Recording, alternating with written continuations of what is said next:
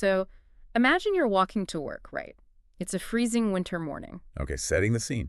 I'm with you. Yeah, and you look down and you see this snake just completely stiff, like dying in the frost. Oh, wow. And your instinct kicks in. You feel this pang of like overwhelming pity. So you pick it up, you tuck it inside your coat to warm it against your body, and you just carry it with you. Which, I mean, seems like the compassionate thing to do. Exactly. But slowly, the heat revives it. And the very second that snake wakes up, it sinks its fangs right into your chest.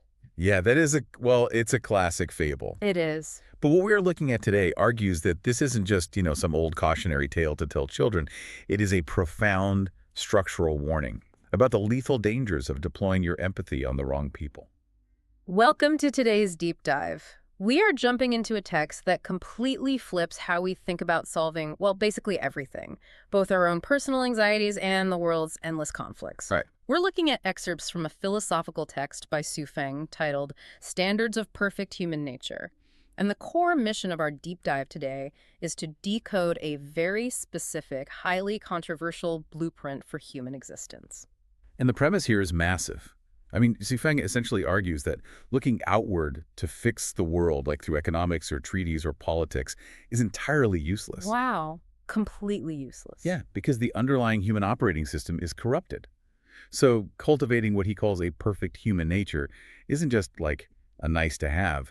It is the absolute non-negotiable prerequisite for individual happiness and global peace. Right. Without it, the text claims you literally have no bright future. And our species is doomed to just loop through these endless cycles of confrontation. Exactly. But before we get to the cure, and specifically this wild idea of like weaponized or rather guarded compassion, we have to establish the baseline. Yeah, we need to know what we're aiming for. Right.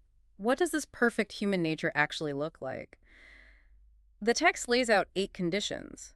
But rather than just reading a dry list, let's kind of look at the mechanics of what these conditions actually demand. I think that's the right approach because the author doesn't view these as polite suggestions. No, not at all. They are strict, mandatory prerequisites for reaching what the text calls a supreme life space. Okay, let's unpack this. If you look at the first few conditions Xu Feng lists, they focus heavily on reverence and humility. Right. Like revering the greatest creator, gods, Buddha, and other people, revering nature, being modest, trustworthy, and honest, and interestingly, loving life and loving labor. That last one is fascinating. It is. It seems to me that half of this code is essentially a patch designed to stop the individual's internal, let's call it an anxiety bug. Like loving labor and being modest grounds you. It stabilizes the internal self. It does. It forces the individual out of a state of constant restless consumption, right? Yeah. And puts them into a state of grounded participation. Yeah, exactly. But if that's the internal patch, the external patch, like the code meant to fix the global war and confrontation bug, is highly disruptive to modern life. Oh, it really is. We see this in condition number 2, where the text demands that a perfect human must have no mind of losing and winning, no mind of combating. Which completely short-circuits how basically everyone listening to this operates daily. Oh, absolutely. From, corporate ladders to sports to simple arguments with your spouse, our entire societal structure is built on a paradigm of competition. And that is exactly Su Feng's point. To exist in a supreme life space, you have to abandon the fundamental engine of human society. You have to step entirely outside the paradigm of winning. It's a huge ask. It really is. And the text builds on this by elevating another condition number 5, far above the rest, being sympathetic and compassionate. Right. This is where the text gets incredibly granular. It calls compassion the supreme level of human nature, but it draws a very sharp, deliberate line between sympathy and compassion. Yes, they are not just synonyms for being a nice person here. Not at all. The text defines compassion as feeling for the collective fate of human misery. It's an awareness of the macro tragedy of our species. The big picture stuff. Exactly. Sympathy, on the other hand, is defined as taking pity on the tragic result of each individual. It is the micro. And man, does this text have a bleak view of the macro. It's heavy. Yeah. When setting up why we need compassion, the author completely ignores the conventional highlight reel of human history. There's no mention of the Renaissance or, landing on the moon or great artistic achievements. What's fascinating here is how deliberate that omission is. To Su Feng, highlighting the Renaissance while ignoring the concurrent plagues, religious inquisitions, and brutal wars. It's essentially like admiring the floral arrangements on a sinking ship. Right, like who cares about the flowers when we're drowning? Exactly. It completely misses the broader trajectory. Instead, the text forces the reader to witness the flood of the Noah era, the Black Plague, the Second World War, and the endless grinding conflicts between tribes, races, and political parties. I have to admit, I want to push back on this a little. Go for it. Is human history really just an unbroken chain of misery? I mean, we cured polio, we mapped the human genome, we've built global supply chains that lifted billions of people out of extreme poverty. Those are massive achievements, yes. Right. So does the author truly believe our entire historical record should just make us lose confidence in life unless we apply this supreme compassion? It's a very valid challenge. We have made undeniable technical and medical leaps. But the text asks a deeper structural question. Which is? Was brutal struggle the optimum power to drive human history forward?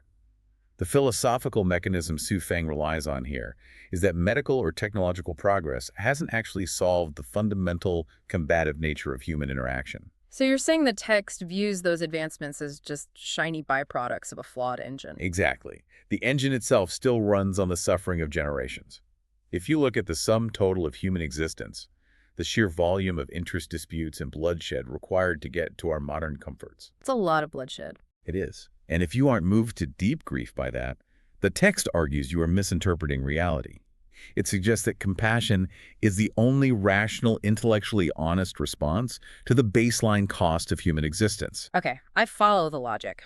If the collective macro history of humanity is a tragedy, our natural psychological defense mechanism is to seek personal, individual success to insulate ourselves, right? That's human nature, yeah. You try to climb out of the macro misery by building your own micro fortress of wealth or power. But if we connect this to the bigger picture, that retreat to the micro is precisely the delusion the text attacks next. Because it argues that nobody actually escapes. Nobody. Xu Feng zooms in on the individual and states that hunger, disease, anxiety, fear, and the ultimate reality of death are lodged in everyone's mind.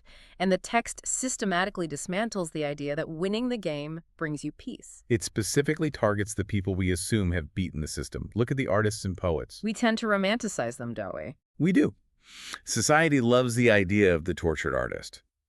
But the text argues their temporary bursts of creative happiness cannot conceal a long-term structural suffering of the mind. And it doesn't stop with the creatives either. It goes after hard power. Oh, absolutely. It says the momentous glory of the hero, the millionaire, or the emperor cannot block their long-term hesitation. It bluntly states that the prestige of a president doesn't grant them a more peaceful mind than an ordinary person. Think about the psychological mechanism there. Why doesn't wealth erase a businessman's inward anxiety? You'd think money would solve a lot of problems. It solves some, sure. But according to this philosophy, wealth only changes the scale of your problems, not the nature of them. Oh, that makes sense. The fear of losing what you have, the paranoia of competition, the inevitable physical decline, none of that is solved by capital. So what does this all mean? To me, it sounds like the text is saying that building wealth or gaining power is like installing a state-of-the-art security system on a house with a crumbling foundation. That is a perfect analogy. Like the millions of dollars or the political power might protect you from external, mundane threats. But the internal collapse, the existential anxiety, the fear, it's still happening right beneath your feet. That is a brilliant way to visualize it. The security system is totally superficial. The only thing that actually sublimates our personality, the only thing that cures the crumbling foundation and separates us from wild beasts, is sympathy and compassion. Wow. It's the realization that everyone else is trapped in the exact same decaying house. Okay, but here's where it gets really interesting. Here we go. If compassion is the supreme level, if it's the only way to patch the crumbling foundation, the logical conclusion is that we should be passing it out freely, right? You would think so. We should distribute sympathy and compassion to everyone all the time. But Xu Feng says absolutely vehemently no. This is the massive twist that forces you to rethink the entire concept of empathy. It really threw me for a loop. The text places incredibly secure guardrails around how and when we are allowed to deploy it. It basically treats compassion like a highly volatile prescription-grade medicine. Yes. Like if you take the exact right dose for the right illness, it saves your life and elevates you to a supreme life space. But if you force it on someone who didn't ask for it, it becomes an insult. Or worse. Right. And if you give it to a venomous snake, it literally kills you. And Xu Feng explicitly breaks down 3 scenarios where we are demanded to withhold our help. Okay, let's go through them. The first group is the proud. Think about a time you gave unsolicited advice to a fiercely independent, proud friend or coworker who was struggling. We've all been there. Right. Remember how they snapped at you?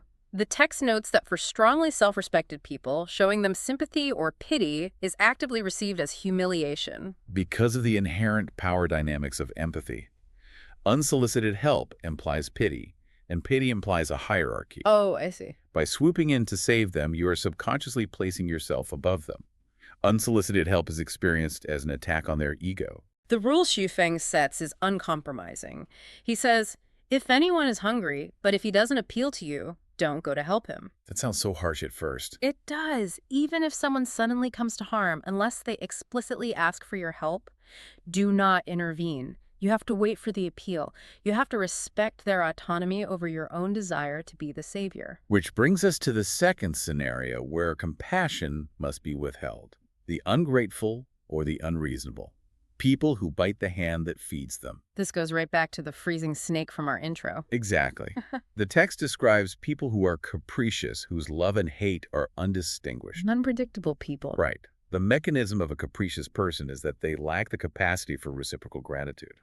If you sympathize with them, they will simply drain your resources and bring you endless trouble. You cannot save a venomous snake with a warm hug. You really can't. The text is telling us that indiscriminate compassion isn't holy, it's foolish, it's self-destructive. And the self-destruction is most evident in the third scenario, which applies these strict guardrails to our most intimate relationships. Marriage. Oh man, the text provides a chilling warning here. It really does. It says that if you get married, not out of genuine love, but out of sympathy and pity for the other person, like maybe they've had a hard life, maybe you think you can fix them or rescue them. A lot of people fall into that trap. They do, but if you marry to save them, Xu Feng promises that you will never find real happiness.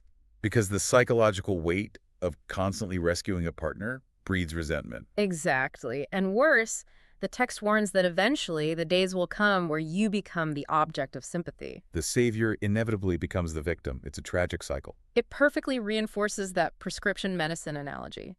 Empathy is powerful enough to elevate human nature, but it's volatile enough to destroy your life if you prescribe it to the wrong person. Or, use it as the foundation for a romance. It requires an immense, almost exhausting amount of discernment.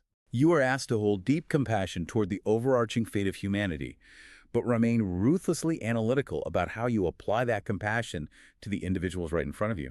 Okay, let's take a breath and recap the journey we've been on. Good idea. We've covered a lot of ground. We started by exploring Xu Feng's baseline, the 8 conditions of perfect human nature designed to cure our internal anxiety and external combativeness. Right, the operating system patch. Yeah. We looked deep into the text's profound realization of human misery, acknowledging the macro tragedy of history, and understanding why the micro fortress of wealth and power always fails to cure the individual's crumbling foundation. And finally, we unpacked the highly calculated, restrictive ways we must deploy compassion. The guardrails. We learned why we must protect ourselves from the proud who view help as an attack, the venomous snakes who feed on our pity, and the life-ruining pitfalls of pity-based marriages. It is a phenomenal amount to digest.